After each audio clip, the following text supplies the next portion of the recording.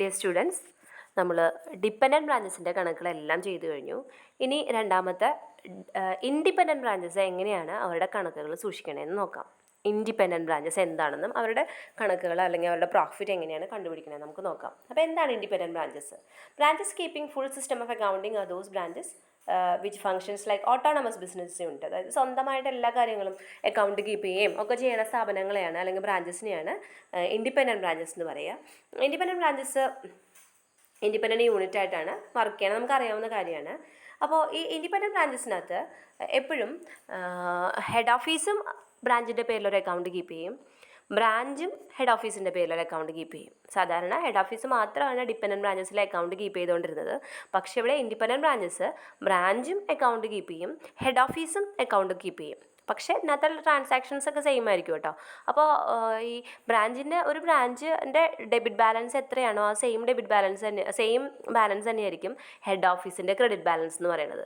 Then head ഓഫീസിൻ്റെ debit balance ആയിരിക്കും ഇവിടുത്തെ ബ്രാഞ്ചിൻ്റെ ക്രെഡിറ്റ് ബാലൻസ് എന്ന് പറയുന്നത്. ശരിയല്ലേ എന്ന് ആലോചിച്ച് നോക്കുക. ഒരു ബ്രാഞ്ചും ഒരു ഹെഡ് ഓഫീസും തമ്മിൽ നടക്കുന്ന ട്രാൻസാക്ഷൻ രണ്ടുപേരും റെക്കോർഡ് ചെയ്യുകയാണെന്നുണ്ടെങ്കിൽ, രണ്ടുപേരും അക്കൗണ്ട് സൂക്ഷിക്കുകയാണെന്നുണ്ടെങ്കിൽ ഒരിടത്ത് ഡെബിറ്റ് കാണിക്കുന്ന സെയിം എമൗണ്ട് തന്നെയായിരിക്കും മറ്റിടത്ത് ക്രെഡിറ്റ് ഉണ്ടാവുക. ഓക്കെ, മനസ്സിലായെന്ന് വിചാരിക്കുന്നു. അപ്പോൾ അങ്ങനെയാണെന്നുണ്ടെങ്കിൽ നമുക്ക് കുറച്ച് ജേണൽ എൻട്രീസ് പഠിക്കാനുണ്ട്. ശ്രദ്ധിച്ചിരിക്കുക കേട്ടോ. ആദ്യത്തെ ജേണൽ എൻട്രി എന്ന് പറയുന്നത് the following are the usual transaction and entries relating with head office account in branch book. അപ്പോൾ ബ്രാഞ്ച് എങ്ങനെയാണ് ഹെഡ് ഓഫീസിൻ്റെ പേരിൽ അക്കൗണ്ട് കീപ്പ് ചെയ്യണമെന്നാണ് നമ്മൾ ആദ്യം പഠിക്കാൻ പോണത്. ബ്രാഞ്ച് ഇതുവരെ നമ്മൾ പഠിച്ച ഒരു പ്രോബ്ലത്തിലും ബ്രാഞ്ച് അക്കൗണ്ട് കീപ്പ് ചെയ്തിട്ടില്ല. ഇൻഡിപെൻഡൻറ്റ് ബ്രാഞ്ചസിലാണ് ബ്രാഞ്ച് ആദ്യമായിട്ട് അക്കൗണ്ട് കീപ്പ് ചെയ്യാനായിട്ട് പോണത്. അപ്പോൾ എങ്ങനെയാണ് അവർ അക്കൗണ്ട് കീപ്പ് ചെയ്യാമെന്ന് നോക്കാം. ഓക്കെ, ആദ്യത്തെ item on receipt of the goods from head office. Head ഓഫീസിൽ നിന്ന് സാധനങ്ങൾ വരുമ്പോൾ, ഹെഡ് ഓഫീസിൽ നിന്ന് ഗുഡ്സ് വരുമ്പോൾ ഹെഡ് ഓഫീസ് അക്കൗണ്ടിൻ്റെ ക്രെഡിറ്റ് സൈഡിൽ എഴുതും. ഓക്കെ, ഹെഡ് ഓഫീസ് അക്കൗണ്ടിൻ്റെ ക്രെഡിറ്റ് സൈഡിൽ എൻട്രി എന്ന് പറയുന്നത് goods received from head office account to head office account. Then cash, cheque ഒക്കെ ഹെഡ് ഓഫീസിൽ നിന്ന് വരുമ്പോൾ, സാധനങ്ങൾ വരുമ്പോൾ ഹെഡ് ഓഫീസ് അക്കൗണ്ടിൻ്റെ ക്രെഡിറ്റ് സൈഡിൽ എഴുതും. ദെൻ ക്യാഷോ ചെക്ക് വരുമ്പോഴും ഇതുപോലെ തന്നെ ഹെഡ് ഓഫീസിൻ്റെ ക്രെഡിറ്റ് സൈഡിൽ എഴുതണം. അപ്പോൾ എൻട്രി ഇതാണ്, cash bank account to head office. ഇനി ഗുഡ്സ് സെൻഡ്, നമ്മൾ ബ്രാഞ്ച് ഹെഡ് ഓഫീസിന് ഗുഡ്സ് അയക്കുന്നുണ്ടെങ്കിൽ അപ്പോൾ എന്തായിരിക്കും ഹെഡ് ഓഫീസ് അക്കൗണ്ടിൻ്റെ ഡെബിറ്റ് സൈഡിൽ എഴുതണം. അപ്പോൾ എൻട്രി എന്ത് വരും? Head office account to goods send to head office.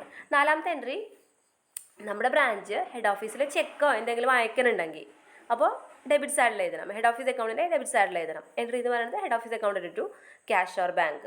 ഇനി ഇതുപോലെ തന്നെ പേയ്മെൻറ്റ് ഓൺ ഹെഡ് ഓഫീസിന് പകരം നിന്നുകൊണ്ട് നമുക്ക് ആരെങ്കിലും പേയ്മെൻറ്റ് തരണുണ്ടെന്നുണ്ടെങ്കിൽ, ഹെഡ് ഓഫീസിന് പകരം നിന്നുകൊണ്ട് വേറെ ഏതെങ്കിലും ബ്രാഞ്ച് നമുക്ക് പേയ്മെൻറ്റ് തരണുണ്ടെങ്കിൽ അത് നമ്മൾ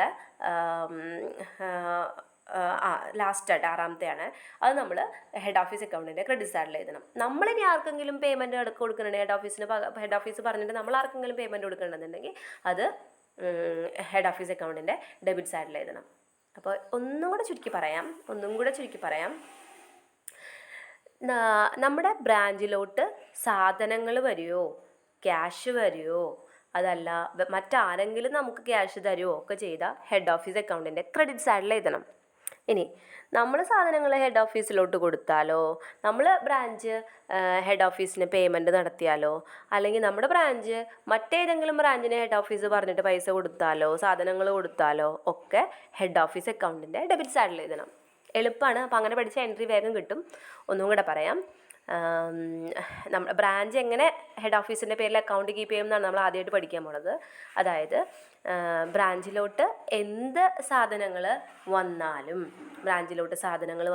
ക്യാഷ് വന്നാലോ മറ്റേതെങ്കിലും ബ്രാഞ്ച് നമുക്ക് പൈസ തന്നാലോ ഹെഡ് ഓഫീസ് തന്നാലോ ബ്രാഞ്ചിലോട്ട് എന്ത് വന്നാലും ക്യാഷോ ഗുഡ്സോ എന്ത് വന്നാലും അത് ഹെഡ് ഓഫീസ് അക്കൗണ്ടിൻ്റെ ക്രെഡിറ്റ് സൈഡിൽ. ദെൻ നമ്മുടെ ബ്രാഞ്ച് സാധനങ്ങൾ ഹെഡ് ഓഫീസിന് കൊടുത്താലോ ക്യാഷ് കൊടുത്താലോ മറ്റേതെങ്കിലും ബ്രാഞ്ചിന് കൊടുത്താലോ ഒക്കെ ഹെഡ് ഓഫീസ് അക്കൗണ്ടിൻ്റെ ഡെബിറ്റ് സൈഡിൽ. ഇതാണ് ചെയ്യേണ്ടത്. അപ്പോൾ ഇതുപോലെ തന്നെ പിന്നെ ഇനി മറ്റുള്ള എൻട്രി പറയണില്ല. എന്താണെന്ന് വെച്ചാൽ ഇതിൻ്റെ ജസ്റ്റ് ഓപ്പോസിറ്റാണ് ഹെഡ് ഓഫീസ് ബ്രാഞ്ചിൻ്റെ പേരിൽ അക്കൗണ്ട് കീപ്പ് ചെയ്യുമ്പോൾ അവർ ചെയ്യണത്. അതായത് ഇതിൻ്റെ നേരെ തിരിച്ച് ഓപ്പോസിറ്റ്. അവിടെ ഹെഡ് ഓഫീസ് അക്കൗണ്ട് പ്രിപ്പയർ ചെയ്യുമ്പോൾ ബ്രാഞ്ചിന് എന്ത് സാധനങ്ങൾ കിട്ടിയാലും ഡെബിറ്റ് സൈഡിൽ എഴുതും. ഓക്കെ, ദെൻ ഹെഡ് ഓഫീസ് എന്ത് ബ്രാഞ്ചിന് കൊടുത്താലും അത് ക്രെഡിറ്റ് സൈഡിൽ എഴുതും. ഓക്കെ, അപ്പോൾ ഇതിൻ്റെ ജസ്റ്റ് ഓപ്പോസിറ്റ് എന്ന് ആലോചിച്ചിരുന്നാൽ മതി. ഓക്കെ, അപ്പോൾ നമുക്ക് അത് കൂടാണ്ട് കുറച്ച് purchase on fixed asset branch എങ്ങനെ ചെയ്യാം, ഡിപ്രീസിയേഷൻ എങ്ങനെ ചെയ്യാം ഒക്കെ പറയുന്നുണ്ട്.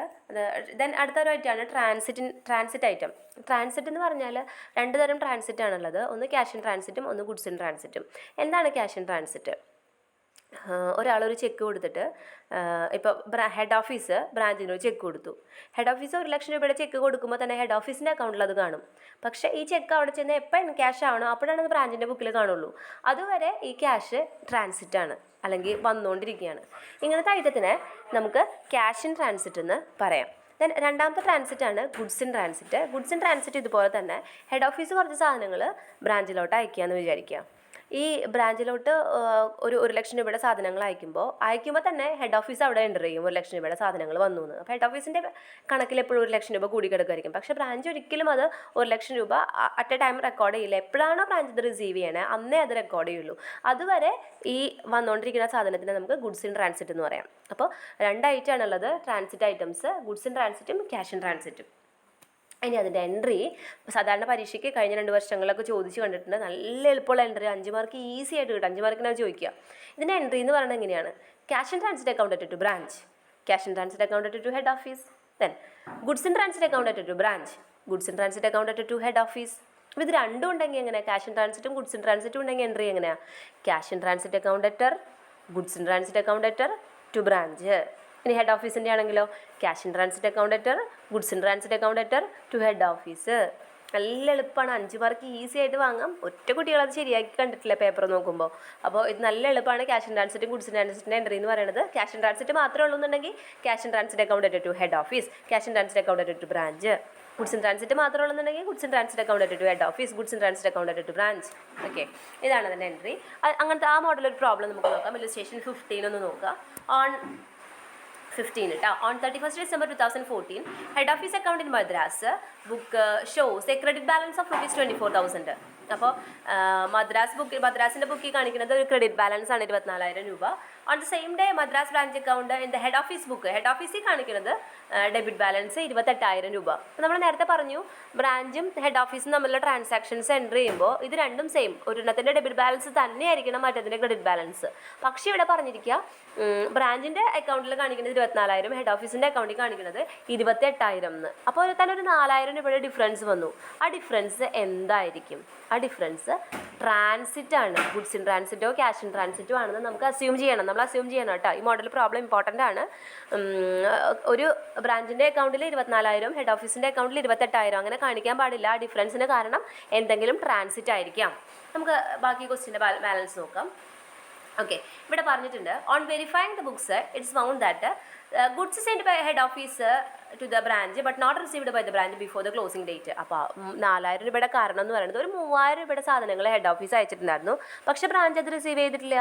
അപ്പോൾ ഈ 4,000 ഡിഫറൻസിൽ 3,000 ഗുഡ്സ് ഇൻ ട്രാൻസിറ്റ് ആണ്.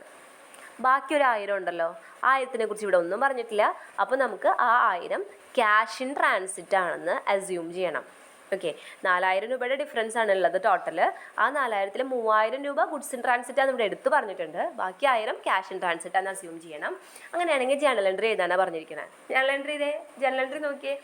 ഹെഡ് ഓഫീസിൻ്റെ ബുക്കിൽ കാണിക്കുമ്പോൾ cash in transit 1,000, goods in transit 3,000 to branch. ഇനി ബ്രാഞ്ചിൻ്റെ ബുക്കിൽ കാണിക്കുമ്പോൾ cash in transit 1,000, goods in transit 3,000 to head office. എന്താ എളുപ്പമാണെന്ന് നോക്കി 5 മാർക്ക് കിട്ടാനായിട്ട് ഒറ്റ ബുദ്ധിമുട്ടുമില്ല. ഓക്കെ, ഇനി നമുക്ക് ഇല്ലസ്ട്രേഷൻ 16 ഒന്ന് നോക്കാം. അത് ഇതുപോലത്തെ തന്നെയാണ്. നോക്കാം. The following are extracted from the trial balance of head office and Bombay branch. അപ്പോൾ നമ്മൾ ഇവിടെ ബോംബെ ബ്രാഞ്ചിൻ്റെയും ഹെഡ് ഓഫീസിൻ്റെയും കാര്യമാണ് പറഞ്ഞിരിക്കുന്നത്. ബ്രാഞ്ച് അക്കൗണ്ടിൽ 32,000 രൂപ ഡെബിറ്റ് ബാലൻസ് പറയുന്നുണ്ട്. ലാസ്റ്റ് ട്രാൻസാക്ഷൻ നോക്കുക, 4 4ാമത്തെ നോക്കുക. ഹെഡ് ഓഫീസ് അക്കൗണ്ടിൽ 27,000 രൂപ ക്രെഡിറ്റ് ബാലൻസ്. ഒരിക്കലും അങ്ങനെ വരില്ല. ബ്രാഞ്ചിൻ്റെ ഡെബിറ്റ് ബാലൻസ് എന്താണോ അത് തന്നെയായിരിക്കും ഹെഡ് ഓഫീസിൻ്റെ credit balance.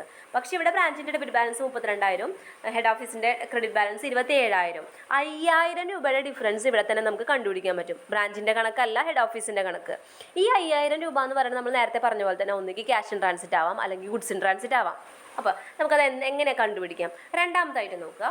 Goods send to branch. Goods send to branch, സാധനങ്ങൾ ഗുഡ്സ് ബ്രാഞ്ചിലോട്ട് ഹെഡ് ഓഫീസ് അയച്ചത് 24,000 രൂപ, പക്ഷേ ബ്രാഞ്ച് റിസീവ് ചെയ്തത് 21,000 രൂപയുടെ സാധനങ്ങൾ മാത്രമാണ്. ഹെഡ് ഓഫീസ് 24,000 രൂപയുടെ സാധനങ്ങൾ ബ്രാഞ്ചിലോട്ട് അയച്ചിട്ടുണ്ടെങ്കിലും ബ്രാഞ്ച് റിസീവ് ചെയ്തത് 21,000 രൂപയുടെ സാധനങ്ങളാണ്. അപ്പോൾ 3,000 രൂപയുടെ സാധനങ്ങൾ എവിടെ പോയി? വന്നിട്ടില്ല. 3,000 രൂപയുടെ സാധനങ്ങൾ ഇൻ ട്രാൻസിറ്റ് ആണ്. 3,000, 24,000, 21,000, അതിൻ്റെ ഡിഫറൻസ് 3,000, അത് ഇൻ ട്രാൻസിറ്റ് ആണ്. അപ്പോൾ 3,000 രൂപ ഗുഡ്സ് ഇൻ ട്രാൻസിറ്റ് ആണെന്ന് ഈ ക്വസ്റ്റ്യനിൽ നിന്ന് തന്നെ നമുക്ക് മനസ്സിലാക്കാം. 3,000 രൂപ ഗുഡ്സ് ഇൻ ട്രാൻസിറ്റ് ആണെങ്കിൽ ബാക്കി 5,000-ൽ 2,000 രൂപ ക്യാഷ് ഇൻ ട്രാൻസിറ്റ് ആയിരിക്കും. ഇത് അസ്യൂം ചെയ്യണം, നമ്മൾ അസ്യൂം ചെയ്യണം. ഓക്കെ, അപ്പോൾ നമുക്ക് ഇത് നോക്കാം. ഇവിടെ കറക്റ്റായിട്ട് പറഞ്ഞിട്ടുണ്ട്. 32,000, 27,000 ഡിഫറൻസ് എന്ന് പറഞ്ഞാൽ 5,000. ആ 5,000-ൽ 3,000 രൂപ ഗുഡ്സ് ഇൻ ട്രാൻസിറ്റ് ആണ്. അപ്പോൾ ബാക്കിയുള്ള 2,000 ക്യാഷ് ഇൻ ട്രാൻസിറ്റ് ആയിട്ട് അസ്യൂം ചെയ്തിരിക്കുക. ഇനി നമുക്ക് എൻട്രി ഒന്ന് നോക്കാം കേട്ടോ. ഓക്കെ, എൻട്രി ഒന്ന് നോക്കാം. എൻട്രി നിങ്ങൾക്ക് അറിയാലോ, ഈസി എൻട്രി അല്ലേ? Cash in transit account letter, goods in transit account letter to branch. ഇനി ഹെഡ് ഓഫീസിൻ്റെ ആണെങ്കിലോ cash in transit account letter, goods in transit account letter to head office. എളുപ്പമാണ് കേട്ടത്.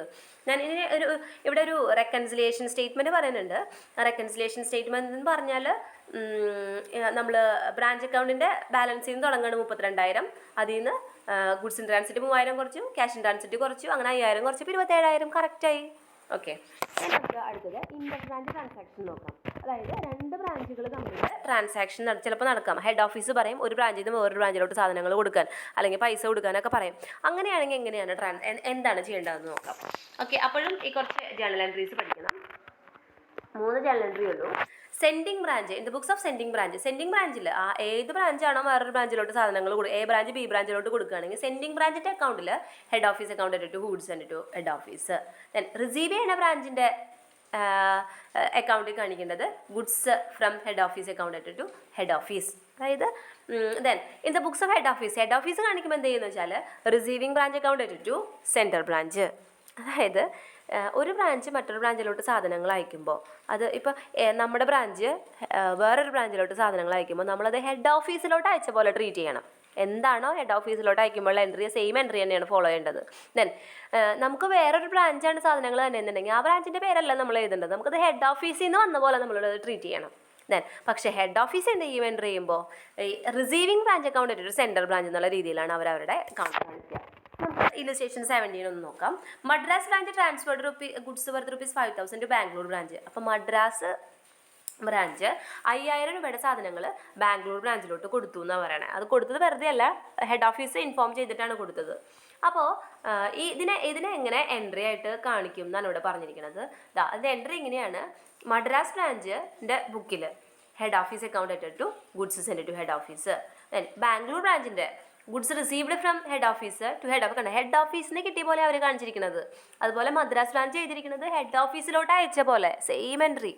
ഇനി ഹെഡ് ഓഫീസിൻ്റെ ബുക്കിലോ റിസീവിങ് ബ്രാഞ്ച് ആരും റിസീവ് ചെയ്തത്? ബാംഗ്ലൂർ ബ്രാഞ്ചാണ് റിസീവ് ചെയ്തത്. Bangalore branch account to central branch Madras branch. Okay, അപ്പോൾ ഇനി ബില്ലാണെങ്കിലും അങ്ങനെ തന്നെ, ബില്ലാണ് റിസീവ് ചെയ്യുകയാണെങ്കിലും അതുപോലെ തന്നെ. അപ്പോൾ ഇനി ഒരു ഇല്ലസ്ട്രേഷൻ കൂടെ നോക്കാം. ഇല്ലസ്ട്രേഷൻ 18 കുറച്ച് ജേണൽ എൻട്രീസ് എഴുതാനാണ് പറഞ്ഞിരിക്കുന്നത്. Give adjusting entries in the books of head office the following. Head office closes this books 31st December. നമുക്ക് നോക്കാം. Goods send by head office to Agra branch reached only on 8th. അപ്പോൾ അയച്ചൊന്നും കിട്ടിയിട്ടില്ല. 6,000 രൂപയുടെ സാധനങ്ങൾ പിന്നെയാണ് കിട്ടിയത്. നമ്മളിതിനെ എന്തെന്ന് പറയും? ഗുഡ്സ് ഇൻ ട്രാൻസിറ്റ് എന്നാണ് പറയുക അല്ലേ, വൈകി കിട്ടിയാൽ. അപ്പോൾ അതിൻ്റെ എൻട്രി എന്താണ്? അവിടെ എൻട്രി ഉണ്ട്, goods in transit account to Agra branch. നമുക്ക് അറിയാവുന്ന എൻട്രിയാണത്. ദെൻ രണ്ടാമത്തേത് check send by Agra branch to head office 12,000 but same received 15 ദിവസം കഴിഞ്ഞിട്ടേ കിട്ടിയുള്ളൂ ചെക്ക് അയച്ചത്. ഇതിനെന്താ പറയുക? അയച്ചിട്ട് അപ്പം തന്നെ കിട്ടിയില്ല, കുറേ നാൾ കഴിഞ്ഞ് കിട്ടുമ്പോൾ നമ്മൾ എന്ത് പറയും? ഇത് ക്യാഷ് ഇൻ ട്രാൻസിറ്റ് ആണ്. അപ്പോൾ എൻട്രി എന്താ? Cash in transit account. എളുപ്പമുള്ള എൻട്രി ആണ് കേട്ടോ. വേണമെങ്കിൽ നമുക്കൊന്ന് നോക്കാം. രണ്ടാമത്തെ entry cash in transit account to Agra branch. കണ്ട എന്ത് എളുപ്പമാണെന്ന് നോക്കിയേ. ദെൻ മൂന്നാമത്തെ item Agra branch paid ₹2,000 to head office as a part of his salary. Agra branch 2,000 രൂപയുടെ സാധനങ്ങൾ ഹെഡ് ഓഫീസിലോട്ട് കൊടുത്തു. Agra branch paid ₹2 to head ഓഫീസിലോട്ട് കൊടുത്തു. ജനറൽ എൻട്രി സാലറി ആയിട്ടാണ് കൊടുത്തത്, salary account to Agra branch.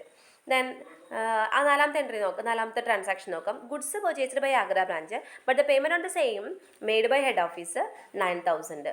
Agra branch purchase ചെയ്ത് പക്ഷേ ഹെഡ് ഓഫീസാണ് അതിൻ്റെ പേയ്മെൻറ്റ് കൊടുത്തത്. എൻട്രി എന്ന് പറയുന്നത് Agra branch account to cash. Then അഞ്ചാമത്തെ നോക്കാം. Machinery for the branch brought by the head office but the payment same made by Agra branch 60,000. അപ്പോൾ 60,000 രൂപയുടെ മെഷീനറി ആഗ്ര ബ്രാഞ്ച് വാങ്ങിച്ചു എന്നാണ് പറയുന്നത്. അതിൻ്റെ journal entry branch machinery account, machinery വാങ്ങിച്ചതുകൊണ്ട് അസറ്റായിട്ട് കാണിക്കണം. Branch machinery account to Agra branch. Depreciation പറഞ്ഞിരിക്കുന്നത്, ഡിപ്രീസിയേഷൻ കൊടുക്കേണ്ടത് മെഷീനറിക്കാണ്. അപ്പോൾ ആറാമത്തെ ട്രാൻസാക്ഷൻ എൻട്രി എന്ന് പറയുന്നത് Agra branch account to branch machinery. Then ഏഴാമത്തെ transaction head office expenses charged on branch for work done by itself on behalf of the head office. Head ഓഫീസിന് പകരം നിന്നുകൊണ്ട് എക്സ്പെൻസ് 2500 പേ ചെയ്തു എന്ന് പറഞ്ഞിരിക്കുന്നത്. അപ്പോൾ Agra branch account to expenses 2500. ഇനി last goods transferred from Kollam branch to Kundara branch, ഒരു ബ്രാഞ്ചിൽ നിന്ന് മറ്റൊരു ബ്രാഞ്ചിലോട്ട്. അപ്പോൾ അതിന് എൻട്രി നമ്മൾ പറഞ്ഞതാണല്ലോ, receiving branch account to sending branch. Receive ചെയ്യണത് ആരാണ്? കുണ്ടറ ബ്രാഞ്ചാണ്. അപ്പോൾ Kundara branch account to giving branch, അത് ആരാ കൊടുക്കുന്നത്? കൊല്ലം ബ്രാഞ്ച്. അപ്പോൾ നമ്മുടെ എൻട്രി എന്ന് പറയുന്നത് Kundara branch account to Kollam branch. അപ്പോൾ ഇതാണ് ഇനി ട്രാൻസാക്ഷൻസ് ഓരോ ട്രാൻസാക്ഷൻ തന്നാൽ അതിൻ്റെ ജേണൽ എൻട്രി ചെയ്താൽ ചോദിച്ചാൽ ചെയ്യേണ്ടത് കേട്ടോ. ഓക്കെ, ഇത് മനസ്സിലായെന്ന് വിചാരിക്കണോ? Thank you.